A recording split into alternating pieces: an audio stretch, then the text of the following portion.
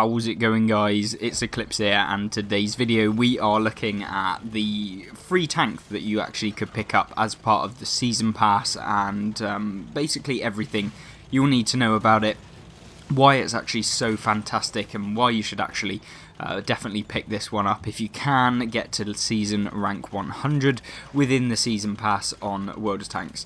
Now, obviously, console version is slightly different to PC with regards to its silver earning capacity. This video is going to detail how you can actually get that silver and put into some practice, basically, how we managed to pick up a lot of silver, as with one of my previous videos, which was make millions of silver, and that's just basically going to give you some gameplay and how you can actually do that in-game. In this video, and also give an overview of the tank to be able to show you just exactly how good this tank can be if you get it in the right situation. Now, I'm not saying this tank is completely stupidly overpowered when you compare it to something like an autoloader, if you compare it to some tech tree tanks that are just better than it, but it certainly is one of those that you'll have a ton of fun when actually playing it, and you'll make a lot of silver when you do actually decide to play in it as well. So that's because this tank gets a 65% bonus silver earn, which is one of the highest in the game. I think the highest is like 70%, and I think that's on the Ragnarok and that kind of tanks that were released quite a while ago. This is the tank called the Atomic. Now, this is another Centurion build, as with the previous Centurions that we've mentioned on the channel, the Huntsman, and some of the other ones like the Centurion 7/1. Looks very similar, plays very similar. Gonna be able to use it in a very similar manner. Now, why would you want the Centurion or the Atomic Centurion to be precise? Well, that's because it has this really fast-firing gun. Comparatively to those other tanks within the game, and it has a really good earning silver potential. So when you're playing tier 8 to be able to grind through credits and train crews, then this is a perfect build for you, and it certainly can compete up against those tier 9 and tier 10 games. It's got decent penetration on its standard rounds of like 226mm, which make it really effective, and you can certainly play this thing quite well. Now, we haven't done too much within this game in particular. We've only managed to pick up like 200 damage, make that 400 now that we've actually hit that 704. We've not had a fantastic game so far, and we've lost quite a few of our team. We're down 3 tanks and we're not having the best game. But what you'll find is actually you don't need to have that many good games to be able to earn 100,000 silver, 200,000 silver, and certainly if you don't fire premium in this tank, which is one of the kind of key trade-offs, I guess, with regards to your earning potential in this tank, is you do sometimes have to fire those premium rounds, because 220mm is a little bit lacking when you're coming up against the super heavy tanks like the Type 4, the Type 5, and all of the various different super heavies, the Maus, etc. As for tanks like the 257, you'll see there we could pen him quite easily, and yeah, it's not too big of a problem. When it comes to the armour of this tank, well, the turret is actually not too bad. You can bounce shots from the turret of this tank.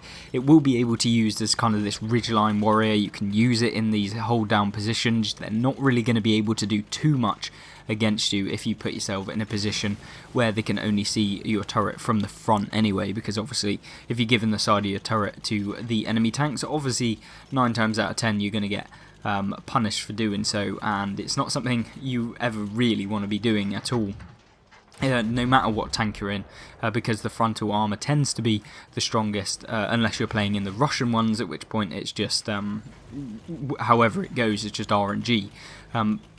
But with regards to the British ones, frontal armour is usually where you want to be using, angling your hull of the tank, so that's how you angle with the turret facing the enemy. Obviously angling isn't going to do too much towards you, and certainly when you come out against people, you want to angle at a really steep angle and only show their front plate so they bounce off you. I don't know if I do it within this replay, but you kind of get what I mean, hopefully, as to this kind of video. With regards to the way you want to play it, well, obviously you want to play it more passively. You want to be a support tank. You definitely don't want to be brawling with heavy tanks, because you know, they've got much higher alpha damage than you will, with only like 220 alpha or 240 or something with on the gun of this tank. We will have a overview of the actual tank statistics at the end of the video, with a perk setup and the equipment setup that you probably want to use if you want to maximise the tank. That being said, we didn't have full equipment within this battle, which means that sometimes you can actually have these good games so long as you aim correctly and you put yourself in the right position. You don't necessarily have to have the min-max tank that some people always rave about. So for those of you that might not have the silver to begin with to be able to pay for that, then, you know, it's going to help you essentially in order to get those higher damage games. And you can see right here we are supporting this this tank destroyer who's getting YOLO'd by pretty much the rest of their team that were alive. But what we are trying to do is just get rid of as many guns out of the game so that we can basically help our teammate out as much as possible. And you'll see here we're ploughing rounds into this weak point of the 704, which is this like side plate that's unangled towards us. We do have a bit of trouble with some lag here, which is unfortunate, which means we don't necessarily get the shots that we would have wanted on the 704, and unfortunately we are just now bouncing. So this is with the premium rounds. You'll find this sometimes when you're coming up against those heavily armoured tanks, where you do need to fire premium rounds sometimes. But what it does offer with regards to this tank is, yes, you might have to fire some premium rounds, but it's worth it in all regards. If you do manage to pen the shell. Obviously right now we're having a bit of a real problem here trying to actually pen him, but we hit the place where it's less angled and therefore we're going to actually manage to pen him. Now we don't manage to get the actual final finishing shot on the 704, unfortunately, meaning we won't get the actual damaging ribbon, which means that we won't get as much XP for having the enemy destroyed. But what we can do now is just put pressure on this Type 4 who's decided to move up. I don't know if he's playing right now or if he's actually looking at us, but we do manage to shut him down before the game gets any longer. Unfortunately, you know, the problem with this tank, I guess, is when you come up in these tier 10 games against all of the various tanks, if you get caught out at all on your own, it's not going to be very fun. Let's just say that, because your armour doesn't really work. Even the turret armour becomes slightly weak when you're coming up against the tier 10s, which you should know. But it can be used if you use it in a hold down position. Certainly against medium tanks you'll more than likely be able to use your turret armour. Similar against light tanks. And you want to make sure that you go for as many tracking shots as you can in this thing, like you'll see right here. You know, good use of being able to track the opponent to get some more assistance damage and pin them down and put them in a position where they might not have originally wanted to be. And that's definitely one of the biggest things in this game, is also maximising the amount of assistance or tracking damage that you do within World of Tanks to be able to have those fantastic games that you can have in tanks like this, in the medium tanks, in the fast firing tank destroyers, and all of the various different types of weapons within this game. Now, we are having to kind of push up against this Scorpion G. I do realise that, you know, we need to get him out as fast as possible, and yes, we do have another tank destroyer, which I don't know what it is. It was at the time an Iron Rain, now that we know, but that's with hindsight. I didn't know what it was, and I thought it was actually spotted over in like B5, which you'll see me make a slight mistake in a minute. But at the current pace, what we are doing is just trying to poke this Scorpion, use our turret armour so that he can't get the hull of our tank. But what you will see is the Gorilla just goes straight in, and I don't know why. He probably should have waited for the Scorpion to fire at me. But what we do is ram the Scorpion and then manage to bounce the shot from the Scorpion, which is really, really good. And I think the artillery actually fired at us there, me and the Gorilla. So it was lucky that he didn't hit either of us direct, because we would have 100% be taken out. And that's certainly not something that you want, especially when you're fighting tanks like that. Now, we managed to pick up 3,800 damage, which is a really good game in a tank like this. And you don't often get games where you're doing this much consistently anyway. Against the enemy tanks, especially when you're bottom tier on World of Tanks console anyway. Maybe on PC it's slightly different, but for you PS4 and Xbox One players, it certainly isn't a regular occurrence, I would say, unless you're one of the, I guess, best players in the game where you can consistently do 4K in tanks like this. Obviously some tanks are slightly easier to do that in, things like the Scorpion G, which have the higher alpha and the fast reload and have the mobility, but certainly for me anyway, doing that much consistently in games like this is not something you can really rely on. But yeah, I think overall this tank can be put in the right situation if it is, and you put it in the right situation and you make sure that you do use the best of its kind of attributes, which are its mobility, which are its turret armor and the ability to lock people down using a high fire rate that this tank gets, then yeah, you're going to have fantastic games, and certainly you can smash out lots of DPM against the opponents that you come up against. But yeah, I am slightly worried at this point because the Iron Rain is, I've not actually seen them in game, so I don't know how much hit points they're on as with the GW Tiger, and I really don't want our Charioteer, who's the last alive on our team in terms of the tank, to be able to be taken out, which luckily doesn't happen, but it could be, and that's kind of the scenarios you need to be thinking of when you're playing in your medium tanks and advancing aggressively to put yourself in a position for a superior kind of battle against the enemy tanks. Now, obviously, getting hold down is a key point that you want to be doing in a tank like this, which kind of only really has armor on the turret, is getting yourselves into these positions. Think about it, when you're in the game, if you're not getting into positions, you're just playing it wrong, you're not using the tank to the best of its ability, and you'll see here, we do manage to spot the Iron Rain. Now, kind of lucky, kind of unlucky, because we couldn't actually hit him there, and we're going to put ourselves in a position now. We're going to go back to this hill where we can get hold down, and that means it's going to make it even harder for him to do anything to us. You will note that we actually fire a HE round here at the Iron Rain, which means that we'll be dealing more damage per shot.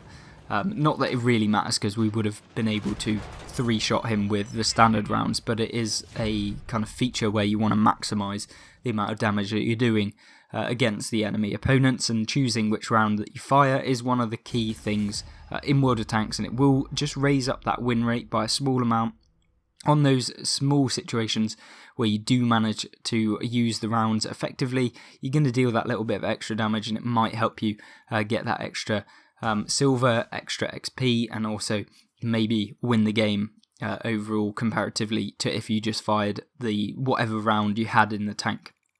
Obviously you see here 4,400 damage, which is really nice, a little bit of assistance as well, getting us 185,000 silver profit, which is fantastic.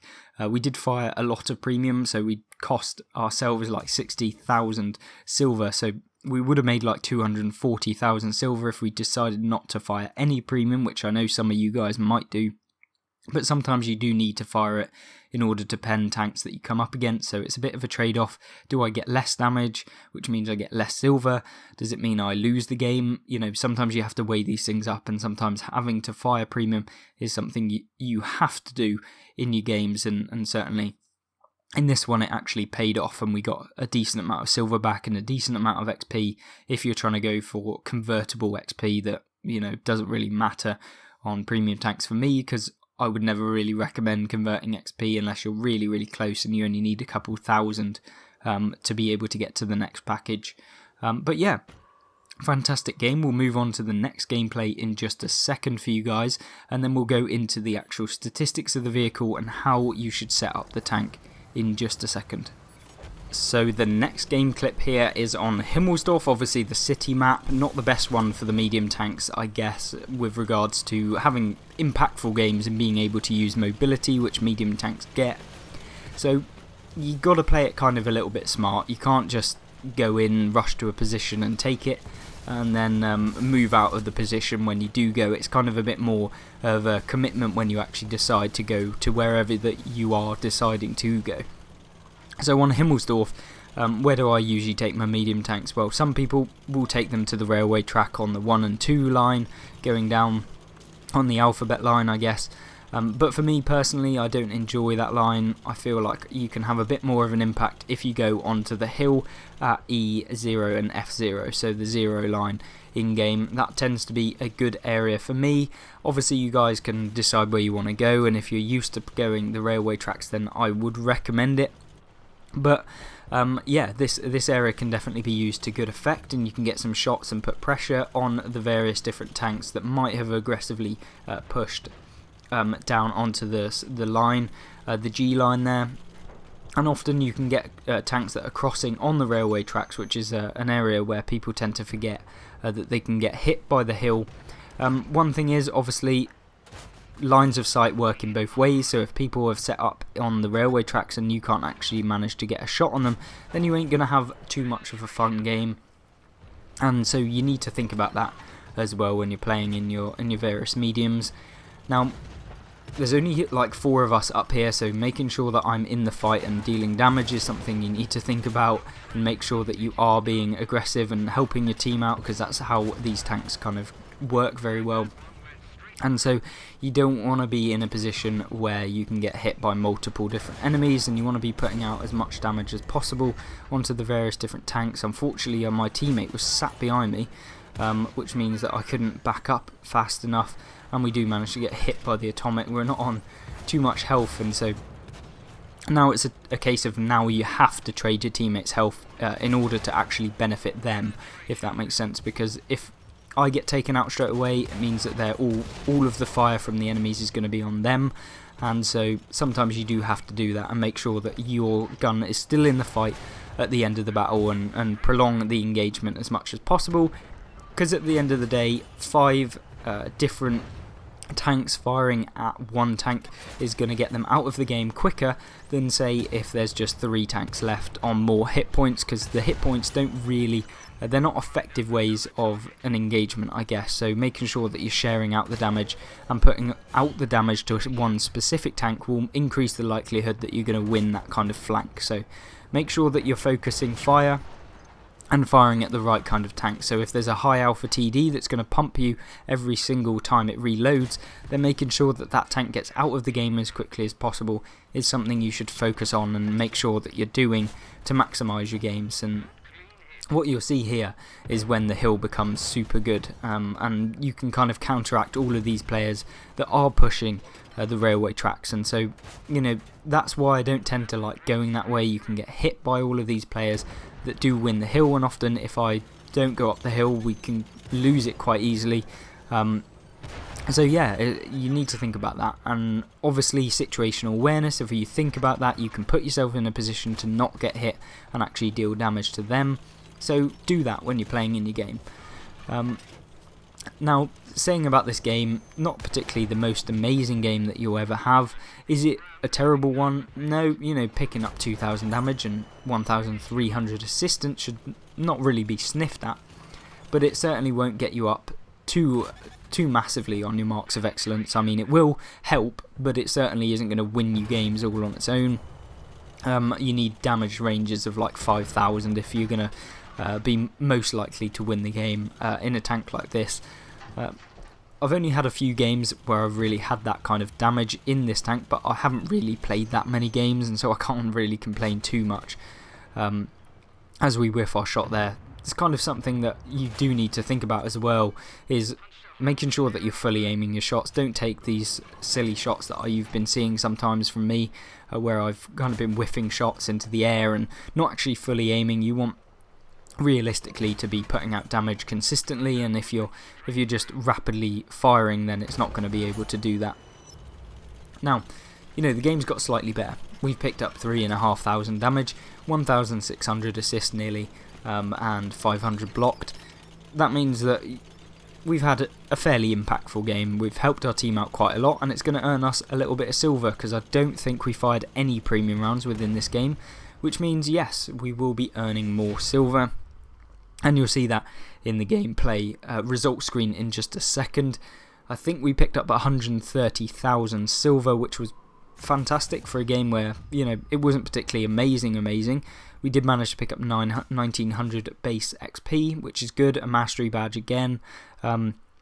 4 enemies destroyed, and yeah, a really decent game for us on Himmelsdorf. Really quick damage, real quick assistance damage as well, and a decent amount of silver for us in the game. Now, hopefully you guys did enjoy the gameplay portion. If you want to stick around for the actual equipment setup and the loadout that you should be using in the Atomic, then stay tuned. If you don't, then you can check out some other World of Tanks videos at the end of this. It will be timestamped, so you can flick to that end bit and check out those videos if you want to. Other than that, straight into the equipment right now. Alright, so we're here in the Atomic. In the garage, we've got our equipment loadout as follows. So this was what I used during the gameplay videos that you did see, but I am going to maximise the tank now by using the equipment that I would add in, which is the gun stabilizer. That just basically helps out the accuracy of the tank and means that you won't have to aim as long, as we've just cost ourselves a load of credits because it's just used one of our previous slots, which is always fun, which means that we can't actually now afford it because Wargaming are just so great with their kind of systems that they have in. I've done that multiple times now, but yeah, that's going to cost us a game of getting silver again. But what you will see here is, you get that accuracy boost from the gun stabilizer. You then get the advanced loading time, which increases the DPM of the tank and the Atomic. And then you also get the view range boost, which is the other thing that I will go for in this tank, and that basically boosts up everything about it. It means that you'll be able to outspot opponents 10% further away, which means you don't have to be as close to the tanks to be able to spot, which means you get more assistance damage comparatively to if you don't have it. That's assistance damage due to spotting as well, so that's spotting assistance. As opposed to tracking. Obviously you have to track opponents to get tracking assist, and the loading time will actually help you with that because you can retrack opponents, and then that will keep them pinned down in one position, and the accuracy will mean that you'll be able to hit those tracks much easier than previously. As for the crew skills, they're pretty standard for a medium tank. This is my medium tank kind of skill crew. We've gone with Born Leader, which increases your skill effectiveness by 10%, so as again with most of the other perks, it will increase Snapshot by 1.2% more effective, so it will actually be 13.2% increase to accuracy during turret rotation. Same as on Steady Aim, it will actually be a 1% increase because 10% of 10% is 1%. So you actually get 1% more accuracy, so it will be 11% increase to accuracy. So that's how Born Leader works. It also increases things like your repair track speed, so it will actually repair your tracks 10% faster, which is always good. So it's a really crucial perk, and it's one of the first ones that I would recommend actually picking up if you play World of Tanks console. If you don't and you're playing PC, it's obviously Brothers in Arms, and that's the more familiar one, and if you're a veteran of World of Tanks console, then that's what it's actually just been changed to. Then we have Sixth Sense, which is the most important perk for sure. Then we pick up Snapshot for the increase to accuracy, Run and Gun for the increase to accuracy on the move, which is kind of cool to have. Then we have Steady Aim for the increase to accuracy, Rapid Loading to increase that DPM of the tank, Mark Target to increase the potential for us to spot opponents, keeps them lighted up for longer, and that will basically mean that you'll get more assistance damage over the long run because the opponents are spotted for longer and your team will be able to hit them for that longer bit of time. And you can develop a strategy around where the opponent is, because if they don't have the perk and you spotted each other at the same time and you can only see each other, then you'll be able to see them for longer, and they will actually you'll go undetected on their screen. So you can plan around that and use the positioning of your tank to be able to outperform against those kind of players. Then we went with the 10% increase to your vehicle's camo factor, just to boost that up a little bit and mean that we can stay undetected a little bit more.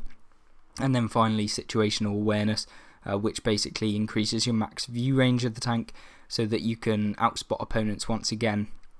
So yeah, that's the kind of loadout you want in the tank. Obviously premium consumables are up to you if you want to earn more money. you may want to drop out the enhanced repair kit, but I wouldn't really recommend it because you'll probably perform better anyway if you use the enhanced repair kit. And enhanced rations is almost a must on my tanks. I don't ever really run anything else other than that unless I'm playing in a light tank that I'm trying to boost the speed up to stupid high amounts. So yeah, hopefully you did enjoy this video. If you did, make sure to hit the like button, and you can subscribe if you're not already to be able to see more videos like this. So yeah, I hope you did enjoy. If you did, make sure to come back for my next video, which will be uploaded tomorrow as of the recording of this video. Or you can just check out my channel. There'll be video links on screen right now, which you can click to, some more guides and gameplay and stuff like that for World of Tanks. And I hope to see you in the next video. Goodbye.